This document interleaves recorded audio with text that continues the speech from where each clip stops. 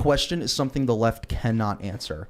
They cannot answer where they draw the line. They don't. And that's why they don't. That's why that bill in Congress, so that's why they constantly bring up things like, would you let that 10-year-old carry her rapist, like the story we saw in Ohio of the 10-year-old who got raped by an illegal I called that a media by her hoax. mother's boyfriend. Yeah, so it ended up not being illegal a hoax. immigrant, right? It ended up not being a hoax. So, it ended up not being a hoax that a 10-year-old child was impregnated by rape, but it ended up being the fact that it was her mother's boyfriend who was an illegal immigrant. No, it was a hoax. So the reason I say that is because obviously it did happen. Obviously there was a pregnancy. Obviously there was a crime committed.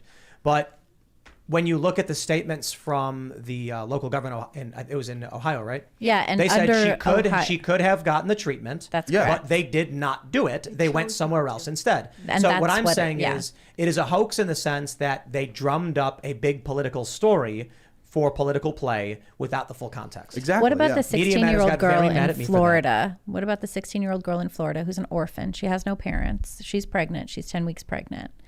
Oh, yeah, we have that story, actually. The judge ruled she's not mature enough to have an abortion. The judge ruled that she's not mature enough to have an abortion, that she's not allowed to make the decision for herself. She is within the timeline where an abortion would be permissible under Florida law. Really? And they're not allowing it? And they're not allowing it because a parent or guardian would have to make that decision. She doesn't have any of that. Well, then she's the guardian. Then she's the guardian, but she's not the legal guardian. The state is the legal guardian of this girl, right? That's enough. I think this is crazy. No I think state. this is crazy. Yeah, I mean, she's within the legal limits of the law, right?